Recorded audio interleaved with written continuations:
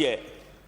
जब हमने रेट तय कर दी 4,000 रुपये वेंटिलेटर के साथ बेड के, 2,000 रुपये साधारण बेड के, जांच के 2,200 रुपये, तो ये लाखों रुपए जो ले रहे हैं, ऐसे प्राइवेट हॉस्पिटल्स की जानकारी करिए और उनके खिलाफ सख्त कार्रवाई करिए। और इतना ही नहीं, वहां प्राइवेट हॉस्पिटल्स में क्या है कि सीनियर डॉक्टर्स तो आते ही नहीं है, वो अपने रेजिडेंट डॉक्टर्स को भेज देते हैं और वो केवल दूर से देख करके चले जाते हैं। तो मैं मंत्री महोदय आपसे चाहूंगा कि इस प्रकार की जो स्थिति है, ऐसे जो प्राइवेट हॉस्पिटल्स हैं उनके बारे में जानकारी प्राप्त करके और उनके खिलाफ सख्त से सख्त कार्रवाई करें। उनका यदि लाइसेंस रद्द करने की आवश्यकता हो तो लाइसेंस भी रद्द किया जाना चाहिए। मंत्री महोदय, कोरोना के खिलाफ जो युद्ध हमने लड़ा है उसमें सबसे बड़े योद्धा डॉक्टर्स, पर उनको जो हथियार बांटे जा रहे हैं, पीपी किट, यानी घटिया क्वालिटी के पीपी किट उनको बांटे जा रहे हैं। समाचार पत्र में एक दिन छपा कि एसएमएस हॉस्पिटल में ये डॉक्टर्स ने आरोप लगाया है कि उनको जो पीपी किट दिए जा रहे हैं वो घटिया क्वालिटी के हैं, पहनते ही वो फट जाते हैं। डॉक्टर्स का कहना है कि इस किट से कोरोना तो दूर, सामान्य वायरस से भी नहीं बचा जा सकता, जबकि कोरोना पॉजिटिव केस के बीच में काम कर रहे और संदिग्ध जिनके सैंपल ले रहे हैं उनकी जान को खतरा है। मैं पूछना चाहूंगा मंत्री महोदय कि जिनके पास ड्रग लाइसेंस नहीं, उसे 14 करोड़ का ऑर्डर और जिसकी 2 जांचें चल रही है उसी से, और आप पीपी किट खरीद रहे हैं, तो आखिर इसके लिए कौन अधिकारी जिम्मेदार है? आपकी नॉलेज में यह मामला है कि नहीं है? उनके खिलाफ कोई जांच चल रही है क्या? ड्रग्स लाइसेंस नहीं है उसके पास और उससे पीपी किट क्यों खरीदे जा रहे हैं? आपने मई में टेंडर किया कि जून तक वेंटिलेटर सप्लाई करेगी कंपनी, अगस्त में भी, जून में सप्लाई करने थे, अगस्त में भी वो वेंटिलेटर सप्लाई नहीं कर पाई। आज ये स्थिति है कि जोधपुर, उदयपुर, कोटा, वहां तो एक भी वेंटिलेटर नहीं भेजा और जयपुर में भी वेंटिलेटर्स की कमी है। मैं पूछना चाहूंगा मंत्री जी से, जब जवाब दें वो बताएं कि जो कंपनी वेंटिलेटर सप्लाई करने की स्थिति में नहीं है उसको यह ऑर्डर क्यों दिया गया? इसी प्रकार से एक समाचार पत्रों में यह समाचार छपा कि एसएमएस हॉस्पिटल में M95 जो मास्क थे, 2.5 लाख मास्क गायब हो गए, 11 करोड़ रुपए की हैं। अब वो जो मैं तो समाचार पत्रों के माध्यम से बता रहा हूं। एक मिनट, आप अपना जवाब दे देना, आप जवाब दे देना, नहीं है तो ठीक, बहुत अच्छी बात है।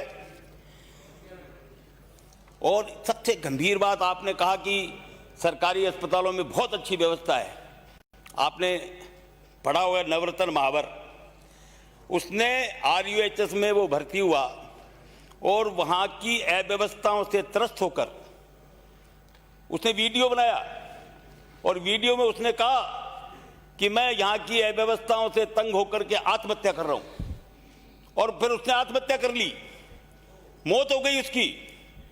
मैं पूछना चाहूंगा मंत्री महोदय, इस प्रकार का अमानवीय कृत्य किसने किया? किसके कारण उसको मौत के लिए मजबूर होना पड़ा, आत्महत्या के लिए मजबूर होना पड़ा? क्या इसकी कोई जांच करवाई है? और जांच करवाई है तो इसके लिए कौन दोषी है और दोषी के खिलाफ क्या कार्रवाई की गई? अपने जवाब में आप ये भी बताएंगे। कुछ सुझाव देना चाहूंगा माननीय मंत्री महोदय। कोरोना मरीजों की जांच आज 3-3 दिन में रिपोर्ट आ रही है, VIP की रिपोर्ट तो 3 घंटे में, और जो कोरोना का मरीज बेचारा गरीब है उसकी 3 दिन में रिपोर्ट आ रही है। आप करें प्लीज। 3 दिन में श्री डॉक्टर जितेंद्र सिंह, क्या हुआ?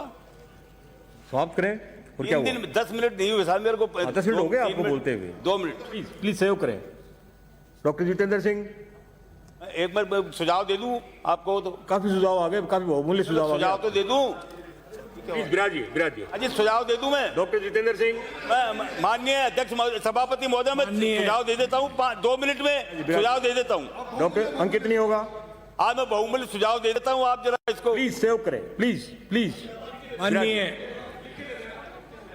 डॉक्टर जितेंद्र सिंह, माननीय सभापति महोदय,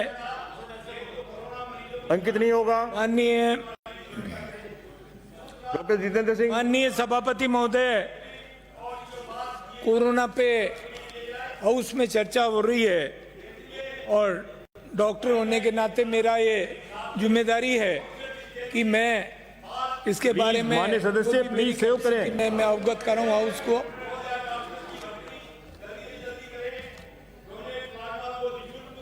माननीय सदस्य, माननीय सदस्य,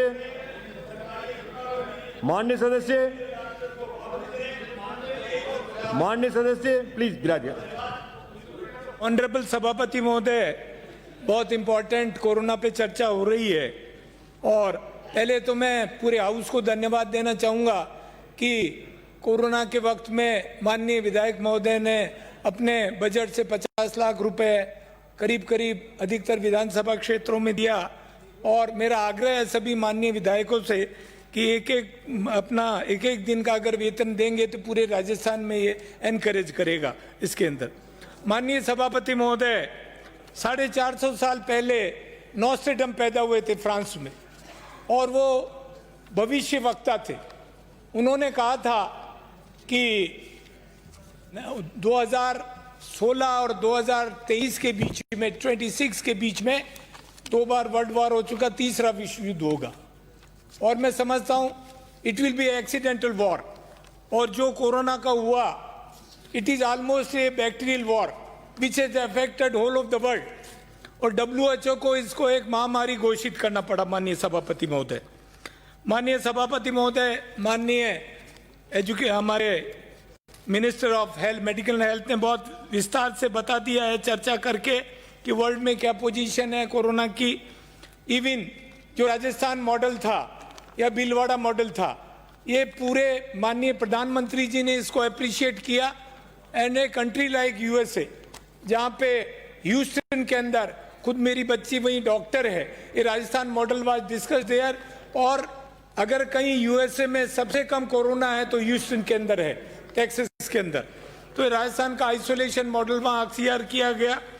माननीय सभापति महोदय, राजस्थान में जिस तरह का मैनेजमेंट हुआ कोरोना का, वो निश्चित रूप से बहुत आप बधाई के पात्र हैं। हेल्थ मिनिस्टर बैठे, मुख्यमंत्री जी, और भीलवाड़ा मॉडल, मैं माननीय सभापति महोदय, कोरोना इटसेल्फ एक ये इस तरह का वायरस है जिसका कोई ट्रीटमेंट नहीं है और इसका कोई वैक्सीन भी नहीं है।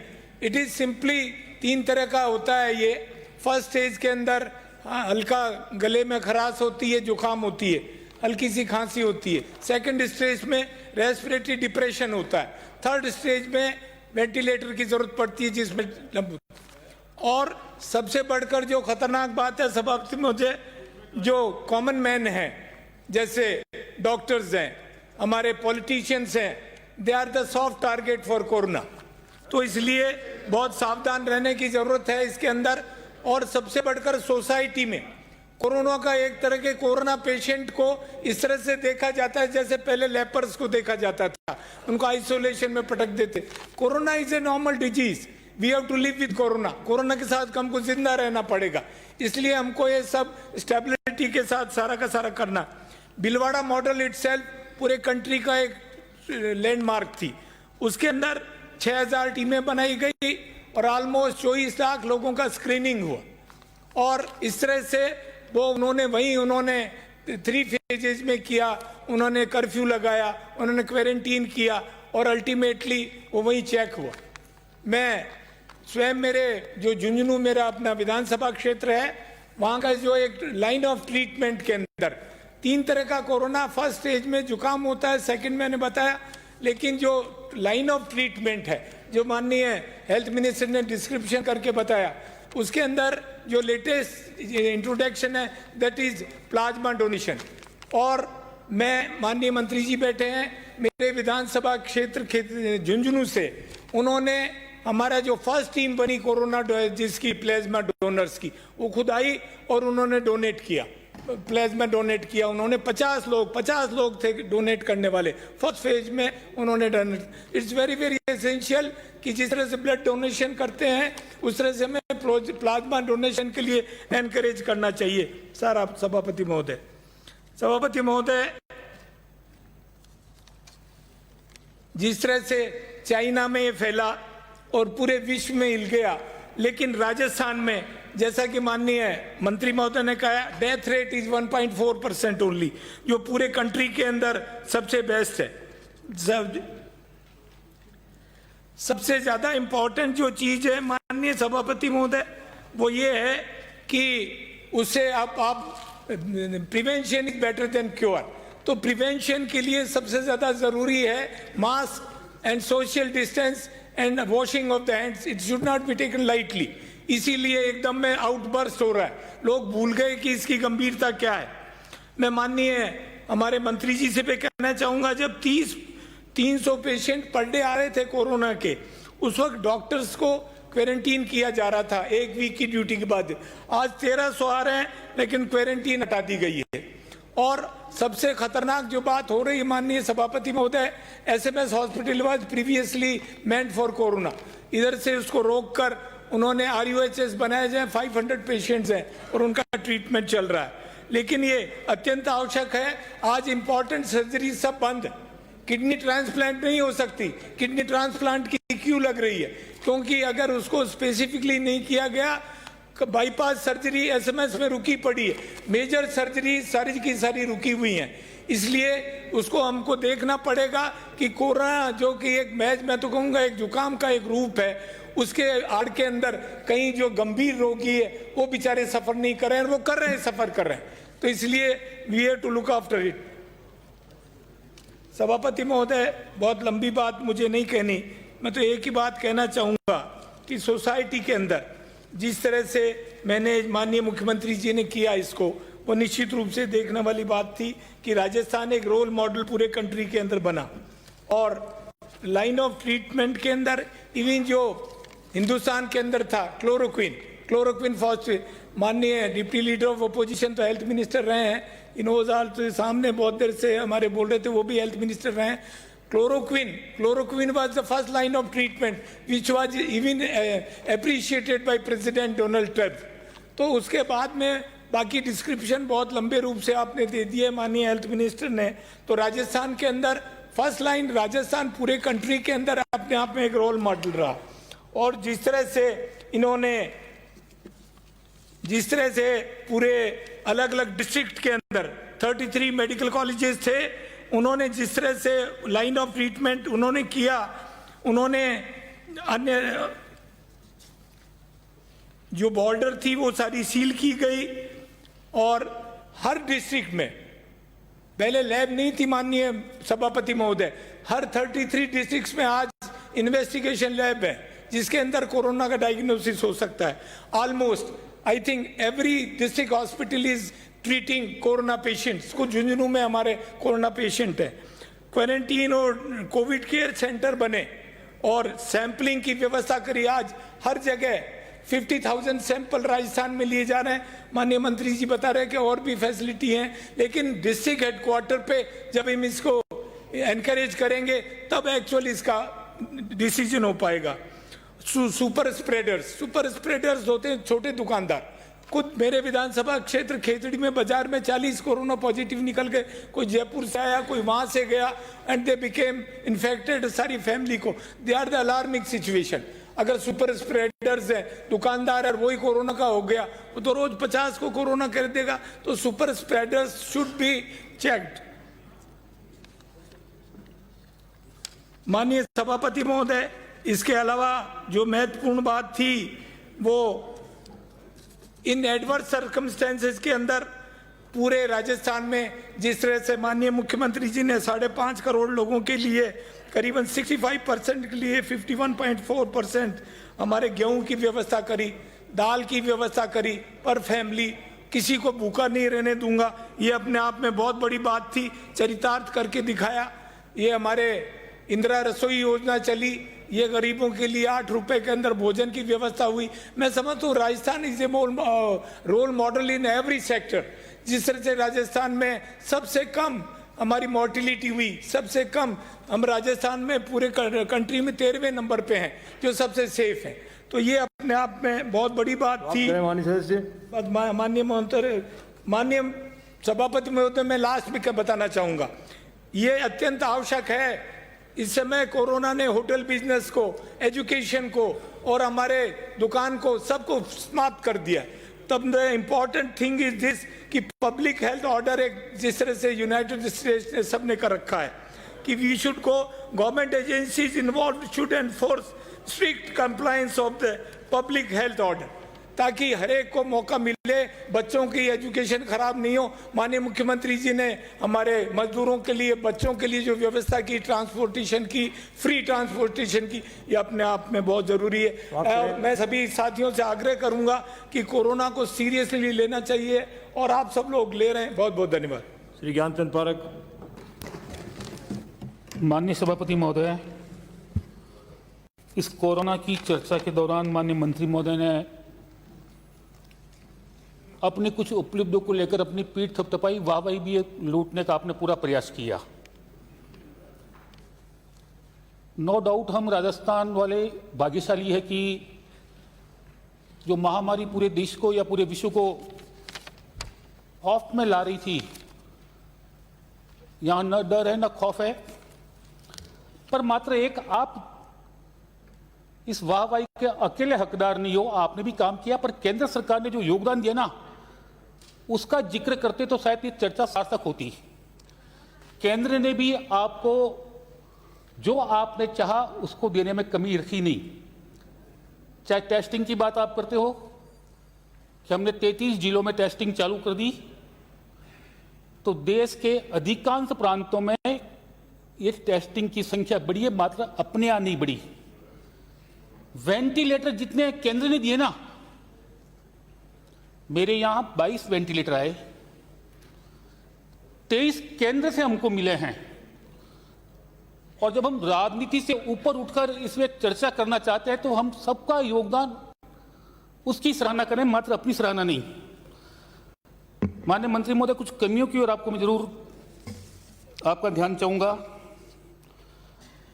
माननीय सभापति महोदय, मेरे यहां वेंटिलेटर 22 और एनेस्थीसिया के डॉक्टर मात्र 2।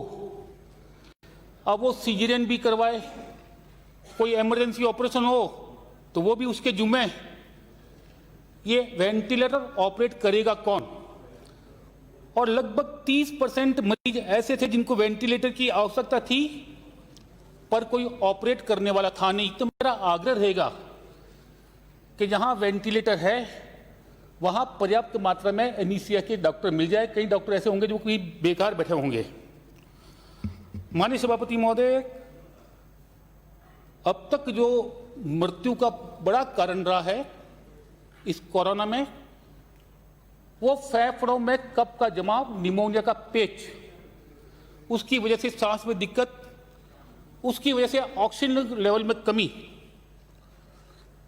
ऐसा कोई सिम्टोमेटिक केस है जिसको सांस में दिक्कत आती है, जिसको खांसी है, उसकी HRCT थोरैक्स की व्यवस्था हमारे यहाँ मेडिकल कॉलेज पाली में, कह रहा हूं विशेष तौर से मैं, वहां आपने चालू की नहीं।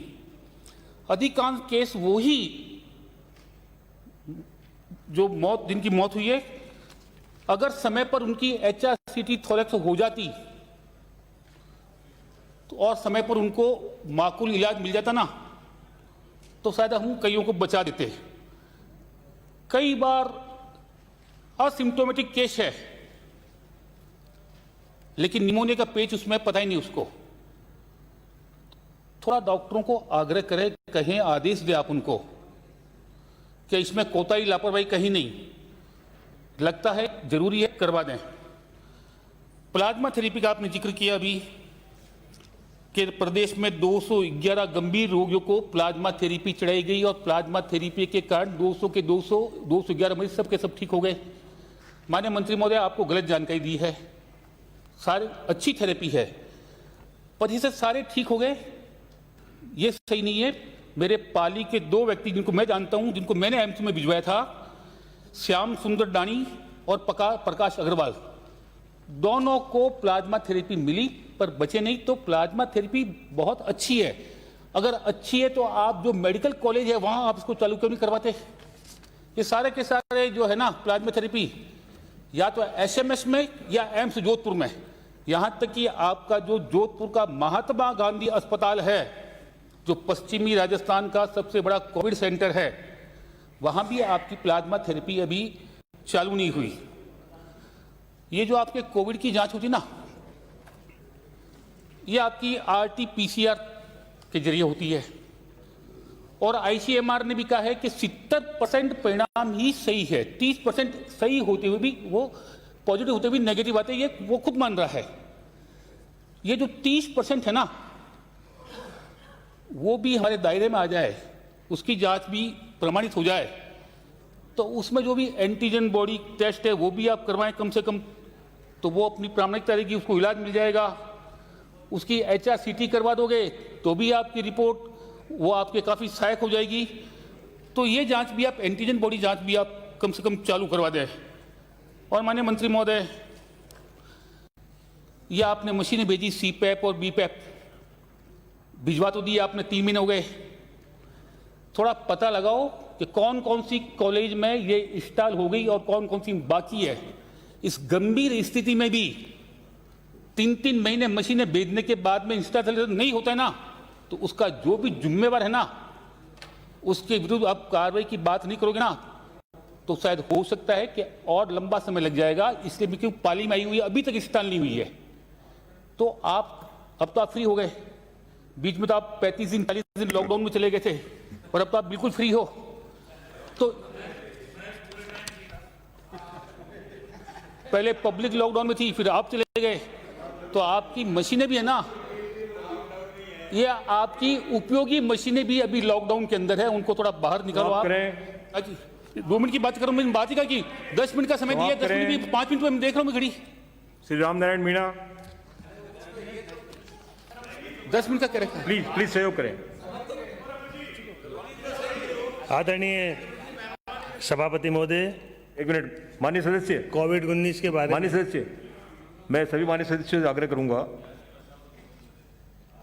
44 माननीय सदस्य बोलने वाले हैं और माननीय नेता प्रतिपक्ष और अध्यक्ष जी के बीच में चर्चा हुई कि 5 बजे आप इस पर चर्चा समाप्त करेंगे।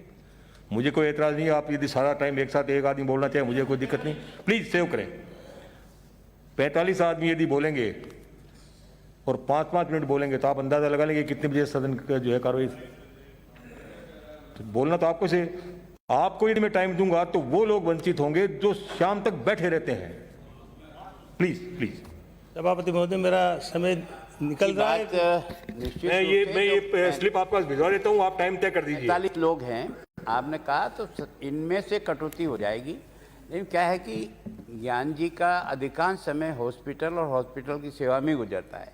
जितना नॉलेज इनको प्रैक्टिकल है, हम तो पढ़ करके बोलते हैं और ये एक्चुअल में उस जगह के नॉलेज के आधार पर बोलते हैं। इसलिए अगर मिले तो उपयोगी सुझाव जरूर इनके अब तक भी जो आए आपने देखे होंगे, टू दी पॉइंट और सुझाव उसी तरह। माननीय नेता प्रतिपक्ष, मुझे कोई असुविधा नहीं है। जो बोलने वाले लास्ट तक जो लोग बैठे हुए हैं, या तो वो वंचित होंगे।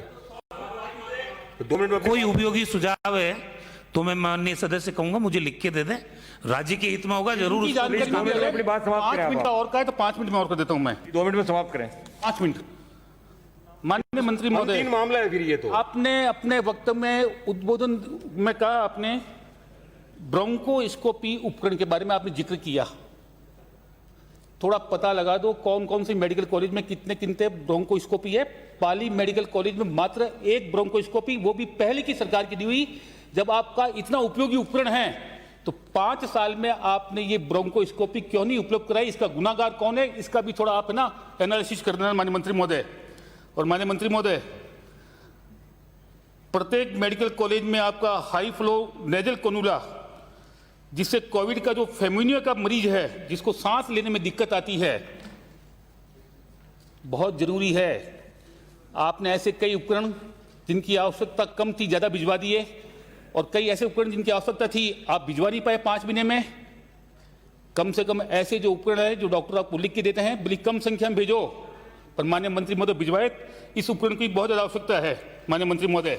और माननीय मंत्री महोदय, ये कोविड आने के बाद में अपने दूसरा सारा काम छोड़ दिया, चाहे हार्ट का मरीज है, चाहे किडनी का है, चाहे छोटा मोटा अपेंडिक्स का है और हिस्टेक्टोमी का है, आपने सारे बंद कर दिए। और इसके ऊपर आपने क्या किया, बामासा स्वास्थ्य बीमा योजना जो निजी अस्पतालों के जरिए गरीब अपना फ्री में ऑपरेशन करवा सकता था, आपने अस्पतालों को, आपने बीमा कंपनी को पेमेंट नहीं किया 6 महीने से, और बीमा कंपनी ने अस्पतालों को पेमेंट नहीं किया। और पिछले 6 महीने से प्राइवेट अस्पताल चाहे कैसा भी छोटा ऑपरेशन है, एक ऑपरेशन जो खाद्य सुरक्षा में हकदार बनता था उसका भी नहीं कर रहे। कम से कम मेहरबानी करके ऐसे काल में जहां आपके सरकारी थिएटर बंद हो चुके हैं, आपके ऑपरेशन सरकार में बंद हो चुके हैं, तो जब तक आपके बंद रहे ना, बाद में आपकी योजना आप नहीं चला पाओ, बंद कर देना। लेकिन जब तक ये आपके कोविड सेंटर बने हुए सरकारी अस्पताल और ऑपरेशन पहले वहां होते थे नहीं होते हैं, तो ये बामादा स्वास्थ्य बीमा योजना में जितना भी है ना, जो पहले की सुविधा थी वो सुविधा जारी करके अस्पतालों को पाबंद करो कि चाहे ऑर्थोपेडिक्स का हो और चाहे जनरल सर्जरी का कोई भी केस हो वो उसका ऑपरेशन करे। और माननीय मंत्री महोदय, शुरुआती समय में जो आपने आनंद फानन में ना परचेज के अधिकार दे दिए, चाहे पीपी किट हो, मास्क हो, मेहरबानी करके 1-1.5 महीने में जो भी परचेज हुआ ना, एक बार उसकी जांच कराओ तो आपको पता लग जाएगा कि हमने तो अच्छे काम के लिए उनको राशि दी थी, चाहे विधायक कोष का पैसा गया और चाहे किसी और कोष से पैसा गया है, पर आपके अधिकारियों ने जो लूट मचाई ना, आपकी आंखें खुली की खुली रह जाएगी कि ऐसे काल में भी उन्होंने भ्रष्टाचार करने से कोई कोताही नहीं बरती है। इतना बड़ा भ्रष्टाचार हुआ है माननीय मंत्री महोदय। समाप्त करें। धन्यवाद साहब, आप तो बिजी। रामनारायण मीणा। सम्माननीय सभापति महोदय, कोविड-19 के बारे में काफ़ी चर्चा हुई। माननीय चिकित्सा एवं स्वास्थ्य मंत्री जी भी विराजमान हैं, पहले के चिकित्सा एवं स्वास्थ्य मंत्री जी भी यहाँ विराजमान हैं। एक मरतबा पहले के चिकित्सा एवं स्वास्थ्य मंत्री जी ने कहा था कि मुझे शर्म आती है कि मैं राजस्थान का चिकित्सा एवं स्वास्थ्य मंत्री हूँ, कहीं ना कहीं कोई न कोई कमी है विभाग में। हम उम्मीद करते हैं कि वर्तमान स्वास्थ्य मंत्री जी इसको देखेंगे, लेकिन जिस प्रकार से विश्व में कोरोना की बीमारी फैल रही है, कोविड-19 का प्रसार हो रहा है, ये बहुत चिंता की, हमारे लिए बहुत चिंता का विषय है। भारत जैसे वर्ष में 50 लाख के ऊपर पहुंच जाना, राजस्थान में 50,000 के ऊपर पहुंच जाना, कोई इसका ट्रीटमेंट नहीं होना, और ग्रामीण क्षेत्र में कोरोना जिस कदर फैलता जा रहा है, ट्रीटमेंट नहीं हो रहा है। लेकिन माननीय सभापति महोदय भी देखना पड़ेगा कि वो कोरोना से संक्रमित होने के बाद ठीक भी होते जा रहे हैं बिना ट्रीटमेंट। लेकिन चिकित्सा एवं स्वास्थ्य सेवाओं का इतना प्रसार होते हुए भी माननीय मंत्री जी, मैं आपसे अर्ज करना चाहूँगा, आप कितने ईमानदार से काम करो, कितनी मेहनत करो, कितना भी ध्यान दो, लेकिन विभाग में कहीं ना कहीं कोई ना कोई खामी है, इसको हम सबको मानना पड़ेगा। मैंने उदाहरण दिया आपको पहले वाले चिकित्सा एवं स्वास्थ्य मंत्री जी का। एक मीटिंग में ट्रांसपोर्ट मिनिस्टर साहब यहाँ विराजमान है, कोटा के वो इंचार्ज मिनिस्टर हैं, ये गवाह हैं इस बात के। मैं नहीं कहना चाहता आप कुछ कहें। हमारे कोटा के सीमेंट एचओ ने खुलेआम कहा कि साहब हमने नाकों पे इसी तरह से काम किया। माननीय सभापति महोदय, मैं शायद ये तो नहीं कहता, लेकिन मैं मैक्सिमम टूर मैंने किए इस कोरोना काल में, मुझे किसी नाके में कुछ नहीं मिला। और जो सीमेंट एचओ ये बात कहे, उस बात की चिकित्सा हमारे इंचार्ज मिनिस्टर के सामने कोई बात हो, प्रशासन पूरा बैठा और उस बात की जांच नहीं की जाए कि ये कहीं ना कहीं कोई ना कोई त्रुटि है, तो जो अधिकारी कहीं ना कहीं त्रुटि कर रहे हैं उनके बारे में एक्शन ले। मैं आपसे 2 दफा मिला भी हूं, व्यवस्थाएं सुधरना चाहिए, ये सरकार वो सरकार नहीं जो बेईमानों को प्रश्रय दे। तो आपसे मैं पूरी उम्मीद है कि आप जिस ढंग से इसको लेके चल रहे हैं, एक मैं आपसे अर्ज करना चाहता हूं माननीय मंत्री महोदय कि जो आइसोलेशन का जो एक चल रहा है, किसी भी मरीज को, मेरे खातौनी में एक मरीज का मेरे पास टेलीफोन आता है कि साहब मेरा ना कभी जांच हुई, ना कभी किसी डॉक्टर ने देखा, मेरे पास सीधा मैसेज आया है कि मेरे को आइसोलेशन में जाना है या कोटा मेरे को बुला रहे हैं, एम्बुलेंस में ले जा रहे हैं। तो ये जो बातें हो रही है, ये यहीं नहीं हो रही है, मणिपुर में भी हो रही है, दिल्ली में भी हो रही है, पूरे देश में हो रही है। इसके लिए मैं राजस्थान के बारे में नहीं अर्ज करना चाहता। जस्टिस का एक दफा हो जाए पॉजिटिव, फिर आ जाए नेगेटिव और तीसरा टेस्ट हो जाए पॉजिटिव, ये खामी कहाँ है? हमें ये बीमारी पकड़ना पड़ेगा और उसी के आधार पे चलेंगे तो शायद ठीक हो जाएगा। एक बात जरूर बहुत गंभीर बात है कि हम किसी भी सरकार को दोष दें, बड़ाई करें, कोई बात नहीं है। केंद्र सरकार ने कितना दिया वो तो केंद्र सरकार जाने, लेकिन कोविड-19 के कारण आर्थिक और वाणिज्यिक गतिविधियां प्रभावित होने से हमारे राजस्व में भारी कमी आई है। और माननीय सभापति महोदय भी सही है कि राजस्व में जब कमी आएगी तो गवर्नमेंट काम सही ढंग से नहीं कर पाएगी। ये जिम्मेदारी केंद्र सरकार की है क्योंकि संघीय ढांचा है, लेकिन हमारा दुर्भाग्य है कि आज स्टेट ये कहती जा रही है कि हमारे यहाँ दूसरे स्टेट के कर्मचारियों को नौकरी नहीं देंगे। ये हिंदुस्तान है, भारत है। यहाँ किसी समय तिब्बत के कर्मचारियों को नौकरी दी जाती थी, ब्रह्मा के लोगों को नौकरी दी जाती थी, रंगून के लोगों को नौकरी दी जाती थी, श्रीलंका के लोगों को नौकरी दी जाती थी, नेपाल को तो अभी तक भी दी जाती रही है। स्टेट गवर्नमेंट जिस तरह से कर रही है, मैं किसी पार्टी को दोष नहीं देता हूँ। हरियाणा ने किया, किसकी गवर्नमेंट में नहीं करना चाहता, लेकिन ये देश में जो संघीय शासन है उसके खिलाफ हो रहा है। आर्थिक कमी है, इसके साथ साथ ही आपको ये भी ध्यान है कि संघ मजबूत है। मैं संघ का मतलब ये नहीं कर रहा हूँ सुबह नेकर पहन के जाकर के पत्ते पार्क में घूम के आ जाऊं, मैं ये अर्ज नहीं कर रहा हूँ माननीय कालचंद जी साहब। संघ का मतलब केंद्र, संघीय ढांचा है। समाप्त करें। माननीय सभापति महोदय, ये आपने घड़ी में मेरा टाइम नहीं लिखा, माफी चाहता हूँ। सेव करें। मैं आपको दुरुस्त नहीं कर सकता। आप हमारे सभापति हो, उच्च आसन में विराजमान हो, थोड़ा समय लिख दीजिए 5 मिनट आज के बाद। अनीता बघेल। तो मैं आपको अर्ज करना चाहता हूँ कि सारी बातें जिस तरह से हो रही है देश में, प्लीज सेव करें, उसके बारे में सभापति महोदय ध्यान रखें। आपने मुझे बोलने का और माननीय चिकित्सा एवं स्वास्थ्य मंत्री जी प्लीज सेव करें। कृपा करके सभापति महोदय और जैसा आप अपनी मजबूती को अधिकारियों पे दिखाए। कोविड-19 से हम छुटकारा पा जाएंगे, निश्चित तौर पर पा जाएंगे। बहुत बहुत शुभकामनाएं। स्थिति पर हुए असर की चर्चा कर रहे हैं। कोविड के कारण से जो लॉकडाउन हुआ और उस लॉकडाउन के कारण से जो आर्थिक स्थितियां बनी, उन पर चर्चा यहाँ हो रही है। अभी माननीय मुझसे पूर्व जो सदस्य बोले और माननीय मंत्री महोदय ने जो वक्तव्य दिया, मैं माननीय सभापति महोदय एक छोटी सी वानगी आपको बताना चाहती हूँ कि पूरे प्रदेश में जब किसी भी जिले से कोई मंत्री आता है तो ऐसा लगता है कि वो पूरा जिला मंत्री है और लगता है कि हमारे जिले में तो विशेष व्यवस्थाएं होंगी। पर मैं भी माननीय मंत्री महोदय के जिले से ही आती हूँ और मुझे जब व्यवस्थाएं देखने को मिलती है तो मुझे लगता है कि मंत्री जिस जिले से आता है, यदि उस जिले का ये हाल है तो बाकी के जिलों का क्या हाल होगा। अजमेर जिले में अजमेर जिले में माननीय सभापति महोदय, जिस तरह से क्वारंटाइन सेंटर्स बनाए गए, जिस तरह से उनकी व्यवस्थाएं हुई और जैसे पहले कहा गया, माननीय ज्ञान जी ने कहा कि जिस तरह के टेस्ट हम राजस्थान में कर रहे हैं, उन टेस्टों में भी 30